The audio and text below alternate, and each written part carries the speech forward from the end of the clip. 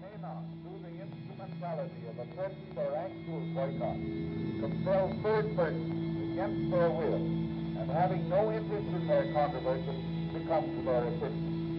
These principles have for a great many years been settled for the courts of this country.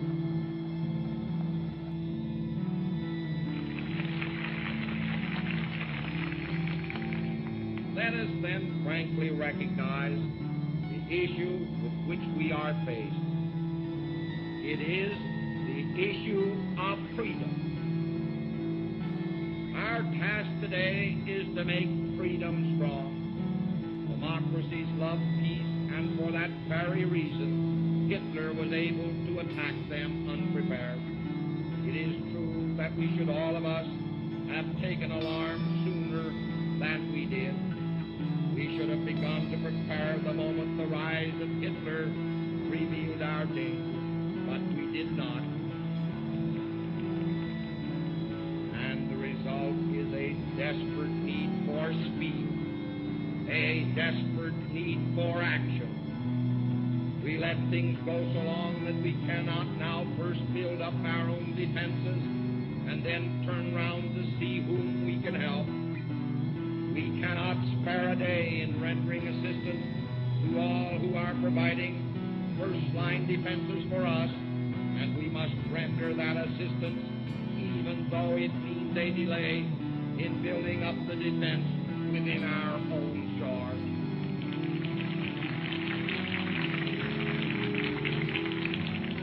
This is the fundamental principle of the Leaseland Act which I have advocated, and it means first and above all things, aid to Britain.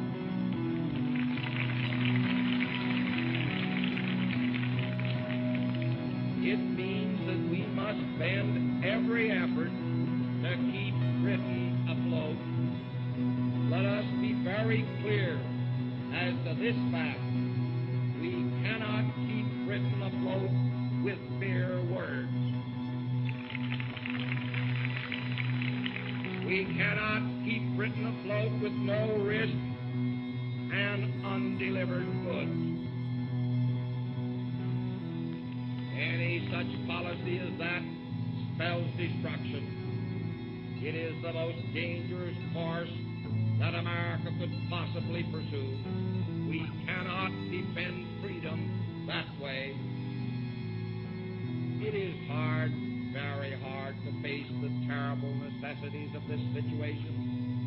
We did not want to take over Iceland, yet every man dedicated to the preservation of freedom must see that that move was absolutely necessary.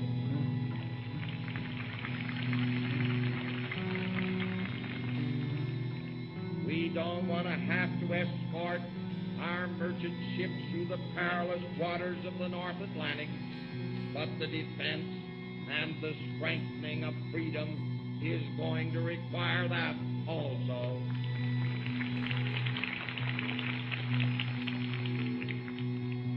And where the strengthening and the defense of freedom requires that we act, let us act like Americans. Let us act like a people who have known what freedom means, who value it, and who are determined never to be deprived of it.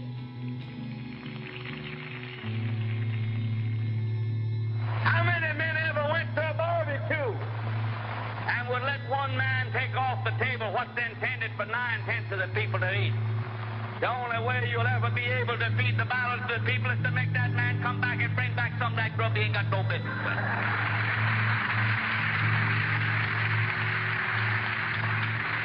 Now, how are you going to feed the balance of the people?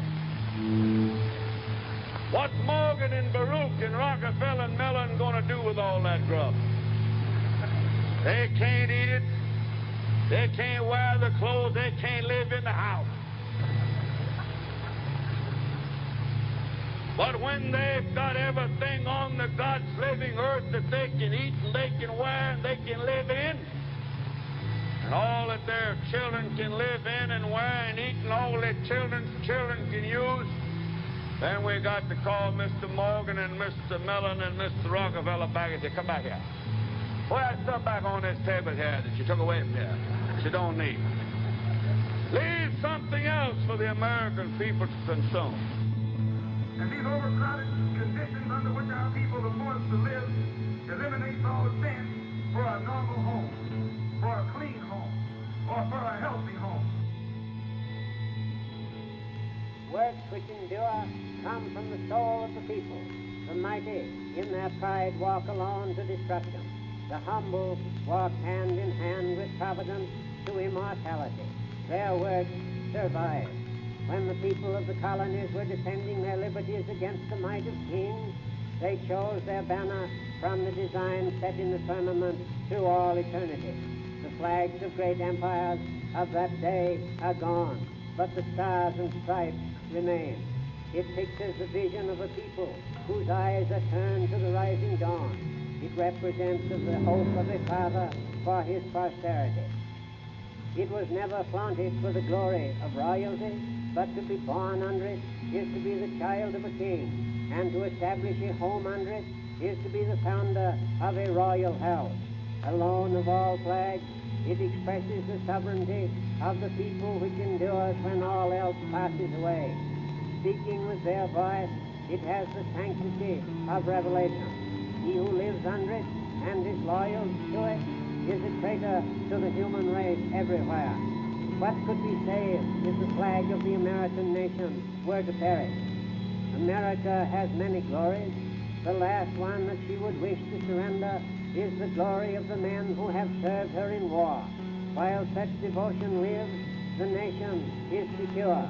Whatever dangers may threaten from within or without, she can view them calmly. Turning to her veterans, she can say, "These are our defenders. They are invincible.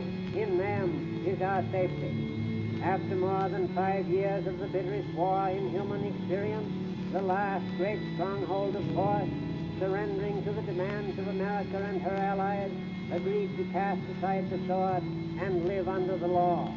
America decided that the path of the Mayflower should not be closed. She decided to sail the seas.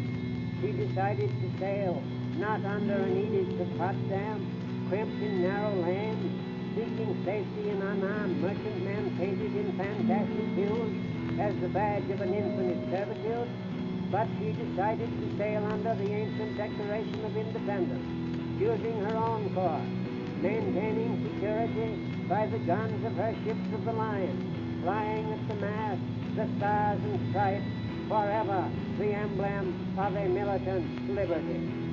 With peace has come prosperity. Burdens have been great, but the strength to bear them has been greater. The condition of those who toil is higher, better, more secure than in all the ages past. Out of the darkness of a great conflict has appeared the vision of a nearer, clearer than ever before, the life on earth, and less under the deadening restraint of force, more and more under the vitalizing influence of reason.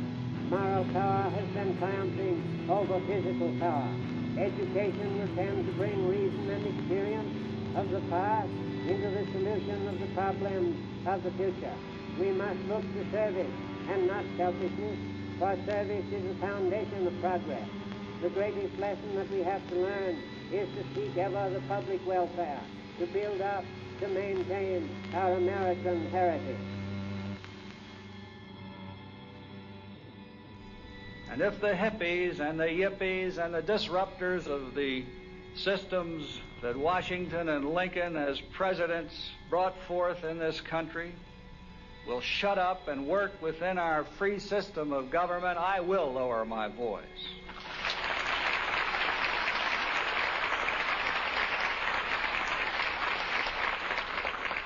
And if the Black Panther Party will disclaim its publicized purpose of violence and overthrow of our elected government by force and will run candidates for election in the traditional democratic fashion, I will lower my voice.